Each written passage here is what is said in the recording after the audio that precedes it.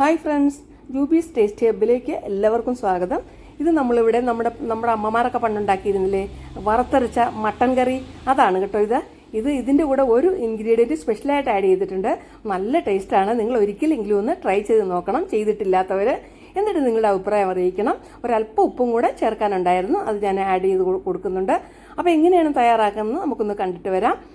നമ്മളിവിടെ എടുക്കുന്നത് 1 കിലോ നല്ല മട്ടനാണ്. നന്നായിട്ട് കഴുകി എല്ലോട് കൂടിയതാണ് കേട്ടോ. എല്ലാം നമുക്ക് വെള്ളമൊക്കെ വാർന്ന് പോയിട്ടുണ്ട്. ഇനി നമുക്ക് ഒരു കുക്കർ അടുപ്പത്ത് വെച്ചിട്ട്, കുക്കറിലാണ് തയ്യാറാക്കുന്നത്, ഒരു കുറച്ച് വെളിച്ചെണ്ണ 2-3 സ്പൂണ് വെളിച്ചെണ്ണ ഒഴിച്ചു കൊടുക്കാം. എപ്പോഴും നമ്മൾ ഇറച്ചി കറിക്ക് വെളിച്ചെണ്ണ തന്നെയാണ് നല്ലത്. പിന്നെ ഇത് ഉള്ളിയാണ്, ഒരു 150 ഗ്രാം ഉള്ളിയുണ്ട്, ഇപ്പോൾ ചെറുതായിട്ട് അരിഞ്ഞിട്ട് ഇട്ട് കൊടുത്തിട്ടുണ്ട്. ഉള്ളിയാണ് നമുക്ക് സവോളയേക്കാളും നല്ലത്.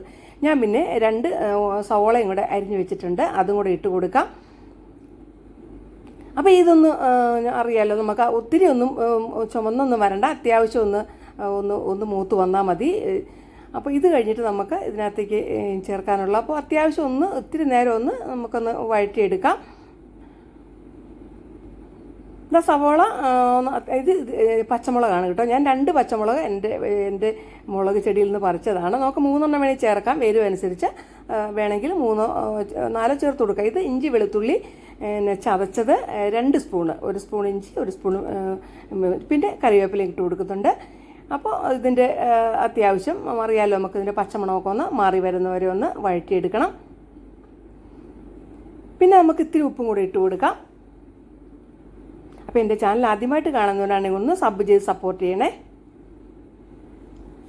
സബ് ചെയ്യുമ്പോൾ ബെല്ലൈക്കണും കൂടി എനേബിൾ ചെയ്യണം. ഇപ്പോൾ ഒന്ന് മൂടി വെച്ച് കഴിഞ്ഞാൽ ഒത്തിരിയുടെ വേഗം ആകും കേട്ടോ, അതുകൊണ്ടാണ് ഞാനത് മൂടി വെച്ച് കൊടുത്തത്. ഇനി നമുക്ക് ഇതിനകത്ത് 2 പഴുത്ത തക്കാളി ചേർത്ത് കൊടുക്കുന്നുണ്ട്. മീഡിയം സൈസ് തക്കാളിയാണ് ഞാൻ എടുത്തത്, ചെറുതാണെങ്കിൽ 3 എടുക്കണേ. അപ്പോൾ ആ തക്കാളി ജസ്റ്റ് ഒന്ന് വാടി വന്നോട്ടെ. തക്കാളി അത്യാവശ്യം ഒന്ന് വാടി വന്നിട്ടുണ്ട്. ഇനി നമുക്ക് പൊടികൾ ചേർത്ത് കൊടുക്കാം. ഞാൻ ആദ്യം ഇട്ടത് മഞ്ഞൾപ്പൊടിയാണ്.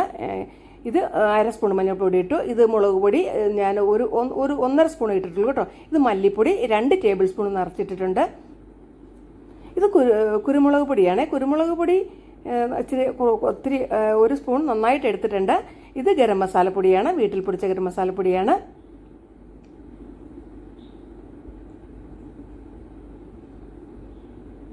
അപ്പോൾ ഇനി നമ്മൾ പെരിഞ്ചീരകം വേറെ ചേർക്കുന്നുണ്ട് കേട്ടോ. അത് ഞാൻ എങ്ങനെയാണെന്ന് കാണിച്ചു തരാം. വറുത്തരയ്ക്കുമ്പോഴാണ് അത് ചേർക്കുന്നത്.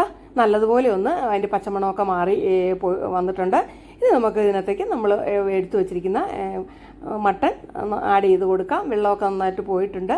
നന്നായിട്ടൊന്ന് മിക്സ് ചെയ്ത് യോജിപ്പിക്കാം. ഇത് വളരെ ടേസ്റ്റാണ്.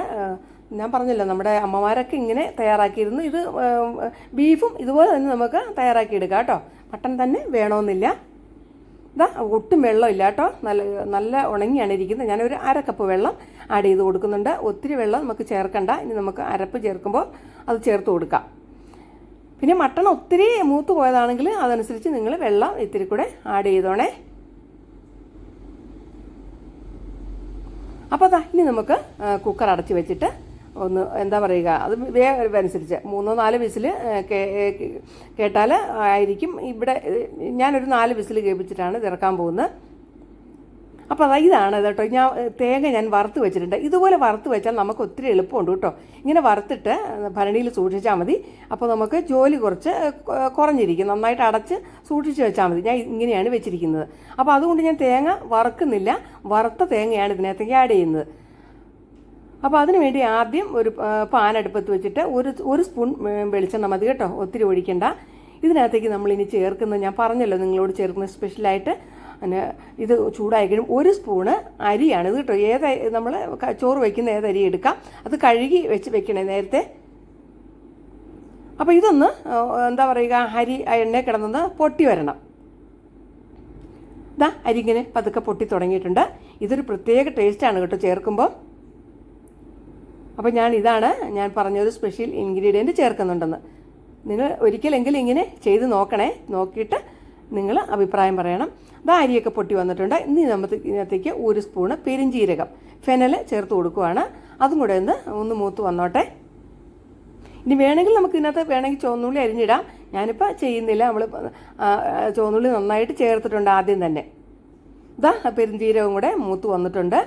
ഇനി നമ്മൾ ഇനി തേങ്ങ പച്ചയാണെങ്കിൽ ഇപ്പോൾ തേങ്ങ ഇട്ട് വറുത്തെടുക്കണം. 1 കപ്പ് തേങ്ങ വേണം കേട്ടോ. ഒരു മെഷർമെൻറ്റ് ഇപ്പോൾ 1 കപ്പ്. ഞാനിപ്പോൾ ഇതിന് 1/2 കപ്പ് ഈ വറുത്ത തേങ്ങയും കൂടെ ആഡ് ചെയ്തിട്ടുണ്ട്. ഇനി നമുക്ക് തീ ഓഫ് ചെയ്യാം. ഇനി ഒട്ടും ഇട്ടുകൊണ്ടിരിക്കേണ്ട ആവശ്യമില്ല. ഈ ഒരു പാകമാവണം കേട്ടോ. ഇതുപോലെ നല്ല ഒരു കളറാവണം തേങ്ങയ്ക്ക്. അപ്പോൾ ഇത് നമുക്കിനി ചൂടാറുമ്പോൾ മിക്സിയുടെ ജാറിലിട്ട് അരച്ചെടുക്കാം.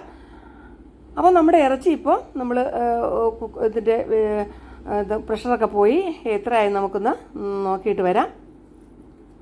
അല്പം നേരം ഒന്ന് ചൂടാറിക്കോട്ടെ. ഇപ്പോൾ ചൂടാറിയിട്ടുണ്ട്. ഞാനിത് മിക്സിയുടെ ജാറിലേക്ക് ചേർത്ത് കൊടുക്കുവാണ്. ആദ്യം ഒന്ന് പൊടിച്ചിട്ട് വേണം കേട്ടോ വെള്ളം ചേർക്കാൻ. ഇപ്പം തന്നെ അങ്ങനെ തന്നെ വെള്ളം ചേർക്കാതിനേക്കാളും നല്ലത്.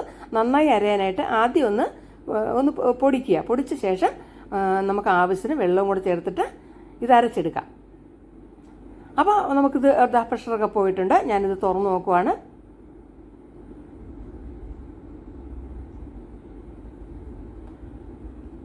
ഇറച്ചി നല്ലപോലെ വെന്തിട്ടുണ്ട്. ഉണ്ടോ വെള്ളമൊക്കെ പാകത്തിനാണ്. ഇനി വേണമെങ്കിൽ നമുക്ക് അരപ്പ് ചേർത്ത് കൊടുക്കണം. അരപ്പ് ചേർത്ത് കൊടുക്കുമ്പോൾ നമ്മുടെ ഇഷ്ടം, നമുക്ക് ചാറ് എത്ര വേണമെങ്കിലും അതനുസരിച്ച് അരപ്പിലേക്ക് വെള്ളം ആഡ് ചെയ്ത് കൊടുത്താൽ മതി. ഇപ്പം തന്നെ കാണാൻ കണ്ടോ, കറിയൊക്കെ കണ്ട നല്ല ടേസ്റ്റ്, നന്നായിട്ട് വെള്ളം കുറുകയാണ് ഇരിക്കുന്നത്. അപ്പോൾ ഇതിലേക്ക് നമുക്കിനി അരച്ച അരപ്പ് ചേർത്ത് കൊടുക്കാം. നല്ലപോലെ അരച്ചെടുത്തിട്ടുണ്ട്. അതൊന്ന് ചേർത്ത് കൊടുക്കാം. വെള്ളവും കൂടി ആവശ്യത്തിന് നമുക്ക് ചേർക്കാം.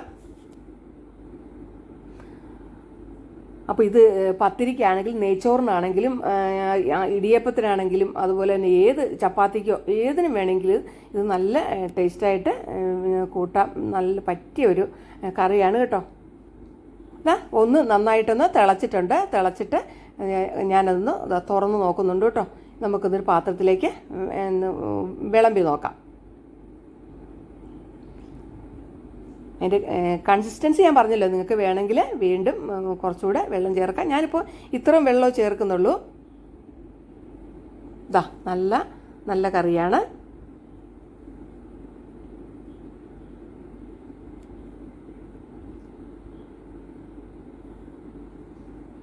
അപ്പോൾ അടുത്ത നല്ലൊരു വീഡിയോയിൽ നമുക്ക് വീണ്ടും കാണുന്നവരെ എല്ലാവർക്കും ബൈ. Thanks for watching.